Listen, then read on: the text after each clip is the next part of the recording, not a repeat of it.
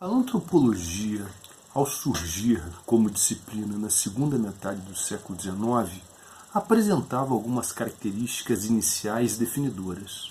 Primeiro, como nós vimos na aula passada, o objeto de estudo dos antropólogos eram as chamadas sociedades primitivas, ou seja, sociedades radicalmente diferentes daquelas de onde vinham os antropólogos. Os antropólogos eram intelectuais, pensadores, ligados a centros de ensino superior, de pesquisa, universidades, localizadas normalmente na Europa, nos principais países europeus, na França, na Inglaterra, na Alemanha, quando muito nos Estados Unidos, mas eles se dedicavam a estudar não as suas próprias sociedades, sociedades urbanas e industriais, que eram objetos de estudo da sociologia, mas eles queriam estudar eram sociedades distantes da Europa, né, onde viviam povos considerados primitivos. Segundo, como também nós vimos na aula passada, o trabalho do antropólogo, a observação que os antropólogos faziam desses povos primitivos não era uma observação direta. Dificilmente eles entravam em contato direto com os povos que eles estudavam. Eles recebiam informações fornecidas a eles por viajantes, por missionários religiosos, ou seja, por pessoas que levantavam essas informações, mas que não eram antropólogos, né, que repassavam essas informações para eles. Terceiro, predominou por muito tempo na antropologia uma perspectiva que procurava explicar as diferenças entre os povos a partir de uma hierarquização entre os povos, né, considerando-se que alguns eram superiores aos outros. Essa superioridade algumas vezes era apontada de forma mais explicitamente racista, com base na crença de que existem povos biologicamente superiores a outros, mas mesmo quando isso não acontecia, predominava a ideia de que alguns povos eram culturalmente superiores aos outros. E essa visão se sustentava numa concepção de que toda a humanidade, todos os povos, todas as sociedades humanas percorrem uma mesma linha evolutiva, o mesmo percurso evolutivo, ou seja, elas se desenvolvem a partir de uma mesma lógica. E nesse sentido, alguns povos, algumas sociedades já evoluíram bastante, né? Já percorreram um longo caminho de evolução, são, portanto, povos adiantados, povos desenvolvidos, enquanto que outros povos estão ainda em fases iniciais da evolução e que por isso são povos atrasados ou primitivos, né? Então esse era o quadro geral da antropologia nas suas primeiras décadas. No início do século XX, né, ou seja, a partir da virada do século XIX para o século XX, começaram a surgir importantes modificações entre os antropólogos, né? Algumas mudanças importantes ocorreram na antropologia, tanto do ponto de vista da metodologia de trabalho dos antropólogos, quanto da perspectiva teórica que eles seguiam, né?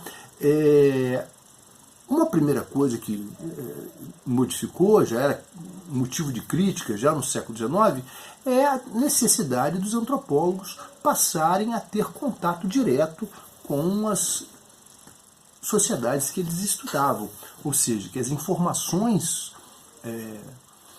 trabalhadas pelos antropólogos fossem recolhidas por eles próprios, né? Havia uma crítica aí de que as fontes de informação que eles utilizavam, como nós vimos, não eram suficientemente seguras ou confiáveis, né? Já que eram produzidas sem o rigor e a precisão e a objetividade que o conhecimento científico exige, né, partindo do princípio de que a antropologia se pretende uma disciplina científica. Então, trabalhar com dados, informações produzidas sem essa segurança, sem esse rigor, sem essa objetividade por pessoas que não são antropólogos, né, que produzem essas informações a partir de outras perspectivas, era uma crítica contundente que se fazia à antropologia. Então, ganhou força a ideia de que os antropólogos precisariam fazer pesquisas de campo, ou seja, eles precisavam entrar em contato direto com as sociedades que eles se propunham a estudar. Mas não era só isso, né? Não bastava, né, diziam alguns antropólogos, recolher informações diretamente, né, através da pesquisa de campo, mas informações que fossem isoladas, né? Era necessário articular essas informações, né, sob um ponto de vista muito importante, muito influente nos rumos que a antropologia e, através da antropologia, as demais disciplinas do campo das ciências humanas passou a valorizar. A ideia de que as sociedades formam totalidades complexas, né, que só podem ser compreendidas na medida que as suas características particulares sejam articuladas como um todo.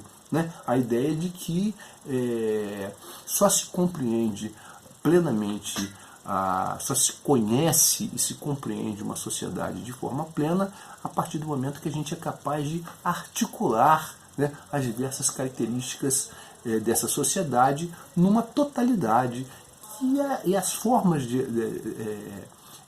em que essa articulação se dá é exatamente o que caracteriza uma cultura. Então é uma reflexão importante aí. A cultura não é um amontoado, uma coleção de características, de coisas isoladas, de costumes, de valores, de crenças, mas a cultura é sobretudo como esses aspectos individuais se articulam de forma lógica, de forma racional, permitindo que a sociedade, que uma determinada sociedade funcione ou exista a partir de uma determinada racionalidade, uma determinada lógica. Né?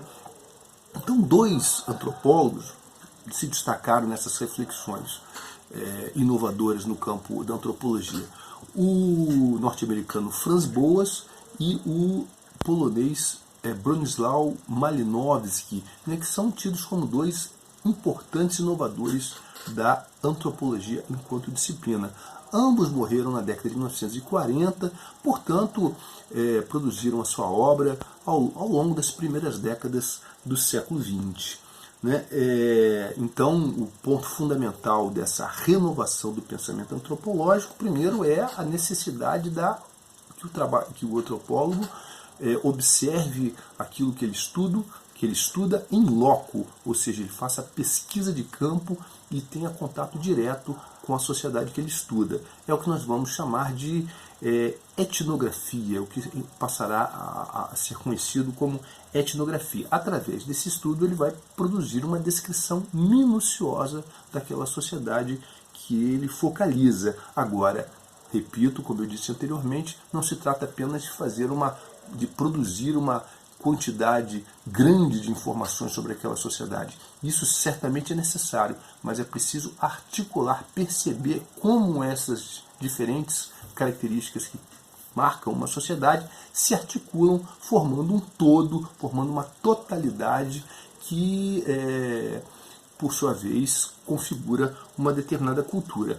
O polonês Malinowski, né, um dos dois antropólogos que eu citei há pouco e que teve um papel, como eu disse, determinante na renovação da antropologia como campo de estudo, ele, radicalizando essa perspectiva, formulou uma nova metodologia de trabalho que ele chamou de observação participante, em que ele propunha que não bastava o contato do antropólogo, né, do pesquisador da antropologia com a sociedade que ele está estudando. Para que isso ocorra, não basta que ele faça um contato superficial, um contato como se fosse um turista que visita a sociedade que ele está estudando para conhecê-la de perto. Mais do que isso, ele dizia, é necessário penetrar a fundo na lógica dessa sociedade. E para isso só é possível se ele viver junto daquela sociedade, se ele promover o que os antropólogos chamam por vezes de imersão na sociedade estudada, ou seja, vivendo junto do povo que está sendo estudado, para que somente assim o pesquisador possa de fato perceber a mentalidade, né, a lógica, a racionalidade que vigora naquela sociedade, e não apenas observar, mesmo que diretamente, mesmo que presencialmente, como essa sociedade funciona de maneira superficial. É necessário, repito, que ele promova uma imersão, ou seja, que ele passe a viver junto daquela sociedade para, dessa forma, compreender, né, a essência da lógica, da racionalidade que vigora naquela sociedade. Somente assim o pesquisador poderá promover aquilo que numa aula anterior nós chamamos de experiência da alteridade, ou seja, perceber como aqueles que são diferentes de nós organizam a sua vida, como eles vivem, a partir de que lógica eles vivem. Percebam que essa mudança expressiva, notável, na forma dos antropólogos trabalharem, traz consigo uma mudança muito significativa também na própria perspectiva dominante dentro da disciplina. Anteriormente prevalecia, como nós dissemos na aula passada, uma perspectiva evolucionista, né? Baseada na ideia de que todas as sociedades humanas percorrem, como eu já disse anteriormente, o mesmo trajeto de desenvolvimento, de evolução, né? Cabendo a alguns povos uma posição mais adiantada e a outros uma posição menos adiantada, mais atrasada nesse processo único.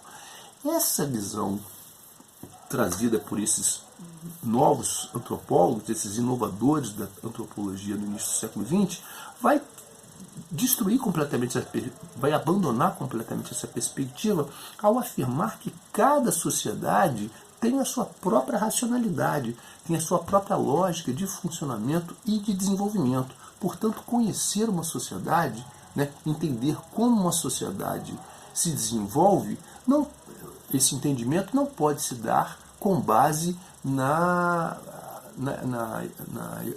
no desenvolvimento seguido por uma outra sociedade, pela sociedade do pesquisador, por exemplo, né? É necessário compreender a lógica prevalecente naquela sociedade estudada e que, portanto, tem uma lógica própria diferente de outras. Surge daí o que nós vamos chamar de paradigma relativista, ou seja, cada sociedade se desenvolve, evolui, se desenvolve a partir da sua própria lógica. Ela não segue uma lógica que é válida para todos os povos. Cada povo, cada sociedade, cada cultura tem a sua lógica de desenvolvimento, de evolução, e é isso que quem queira conhecer aquela sociedade precisa perceber, precisa entender, né? Ou seja, a antropologia traz essa contribuição de que entender uma sociedade só pode ocorrer, o entendimento de uma sociedade só pode ocorrer realmente, plenamente, se ela for vista também de dentro e não apenas de fora.